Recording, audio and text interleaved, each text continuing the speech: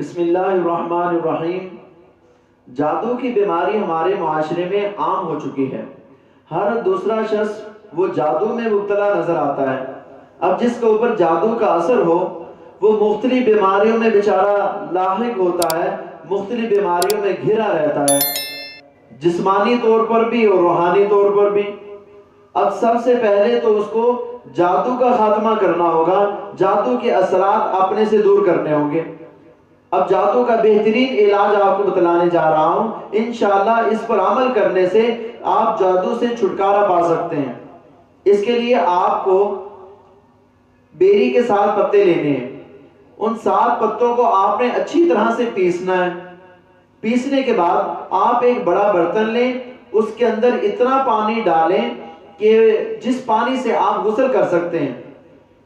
تو وہ پانی لے کر کے آپ نے اس کے اندر وہ بیری کے پیسے ہوئے پتے ڈالنے، اس کو اچھی طرح سے آپ مکس کر دیں۔ مکس کرنے کے بعد آپ نے اس کے اوپر دم کرنا ہے۔ دم کس چیز کا؟ سب سے پہلے آپ نے تعوذ پڑھنی ہے، اعوذ باللہ من الشیطان الرجیم۔ اس کے بعد آیت الکرسی پڑھنی ہے، اللہ لا الہ الا هو الحی القیوم۔ اور پھر اس کے بعد آپ نے سورہ اعراف کی آیت نمبر 117 سے 122 تک پڑھنی ہے۔ اور پھر اس کے بعد سورہ یونس کی آیت نمبر 79 یعنی 79 سے لے کر 82 تک پڑھنی ہے۔ اور اس کے بعد سورۃ طٰہٰ کی آیت نمبر 25 سے لے کر آیت نمبر 70 تک پڑھنی ہے۔ اور اس کے بعد آپ سورۃ الکافرون پڑھیں گے، سورۃ الاخلاص پڑھیں گے، سورۃ الفلق پڑھیں گے، سورۃ الناس پڑھیں گے۔ یہ تمام چیزیں پڑھ کر آپ اس پانی کو دم کر دیں۔ دم کرنے کے بعد اس پانی میں سے تھوڑا سا پانی 3 مرتبہ میں پئیں، 3 سانسوں میں پئیں۔ اس کے بعد بقیہ پانی سے آپ غسل کر لیں، انشاءاللہ جو جادو کا اثر ہے آپ کے اوپر وہ ختم ہو جائے گا۔ اگر بھی فرض آپ محسوس کرتے ہیں کہ جادو کا اثر ابھی ختم نہیں ہوا تو آپ دوبارہ غسل کر سکتے ہیں، پھر سے 12 کر سکتے ہیں، جب تک آپ محسوس کریں کہ جادو کا اثر بالکل ختم نہیں ہو چکا اس وقت تک آپ غسل کرتے رہیں، انشاءاللہ جادو سے آپ کو چھٹکارا مل جائے گا۔ اب یہ جو میں نے عمل بتلایا ہے، اگر یہ کرنے میں آپ کو پریشانی کا سامنا کرنا پڑ رہا ہے تو یہی عمل اسی ویڈیو کے آخر میں موجود ہے۔ آپ اس کو سن بھی سکتے ہیں، سن کر بھی دم کر سکتے ہیں، اور اگر خود پڑھ کر کرنا چاہیں تو بھی تو بہت ہی اچھا ہے۔ ذرا سماعت فرمائیے گا۔ أعوذ بالله من الشيطان الرجيم الله لا إله إلا هو الحي القيوم لا تأخذه سنة ولا نوم له ما في السماوات وما في الأرض من ذا الذي يشفع عنده إلا بإذنه يعلم ما بين أيديهم وما خلفهم ولا يحيطون بشيء من علمه إلا بما شاء وسع كرسيه السماوات والأرض ولا يؤوده حفظهما وهو العلي العظيم وأوحينا إلى موسى أن ألق عصاك فإذا هي تلقف ما يأفكون فوقع الحق وبطل ما كانوا يعملون فغلبوا هنالك وانقلبوا صاغرين فألقي السحرة ساجدين قالوا آمنا برب العالمين رب موسى وهارون وقال فرعون ائتوني بكل ساحر عليم فلما جاء السحرة قال لهم موسى ألقوا ما أنتم ملقون فلما ألقوا قال موسى ما جئتم به السحر إن الله سيبطله إن الله لا يصلح عمل المفسدين ويحق الله الحق بكلماته ولو كره المجرمون قال رب اشرح لي صدري ويسر لي أمري واحلل عقدة من لساني يفقه قولي واجعل لي وزيرا من أهلي هارون أخي اشدد به أزري وأشركه في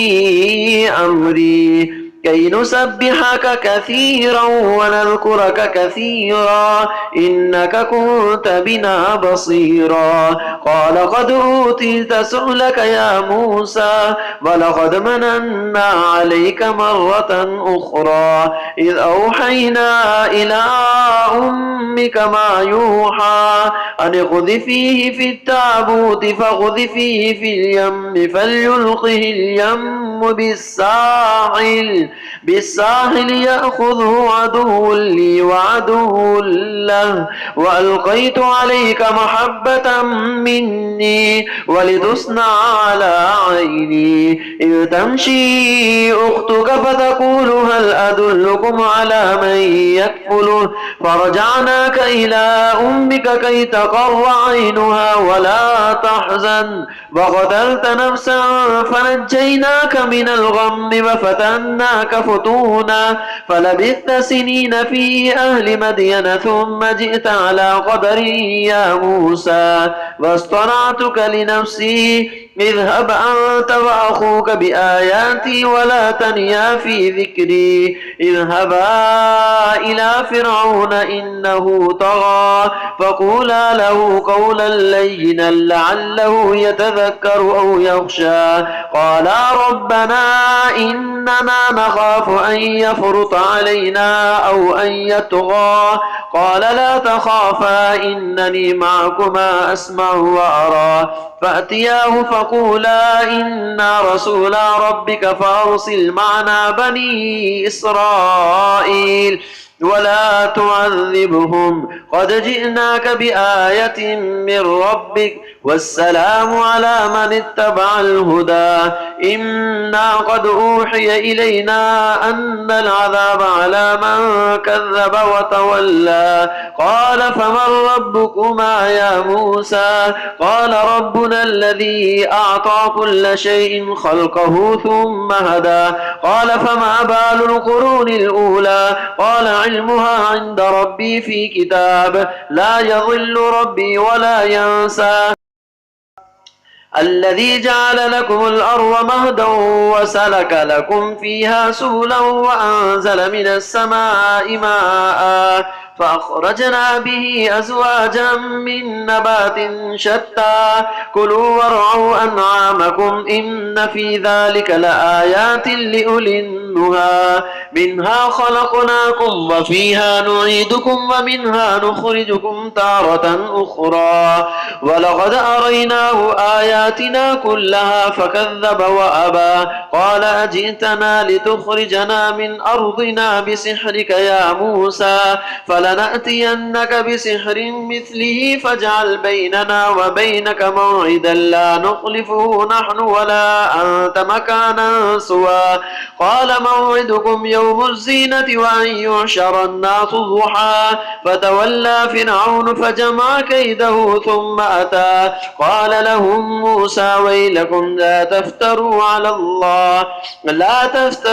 الله كذبا فيسحتكم بعذاب وقد خاب من افترى فتنازعوا أمرهم بينهم وأسروا النجوى قالوا إن هذان لساحران يريدان أن يخرجاكم من أرضكم بسحرهما ويذهبا بطريقتكم المثلى فأجمعوا كيدكم ثم أتوا صفا وقد أفلح اليوم من استعلى قالوا يا موسى إما أن تلقي وإما أن نكون أول من ألقى قال بل ألقوا فإذا حبالهم وعصيهم يخيل إليه من سحرهم أنها تسعى فأوجس في نفسه خيفة موسى قلنا لا تخف إنك أنت الأعلى وألق ما في يمينك تلقف ما صنعوا إنما صنعوا كيد ساحر ولا يفلح الساحر حيث أتى فألقي السحرة سجدا قالوا آمنا برب هارون وموسى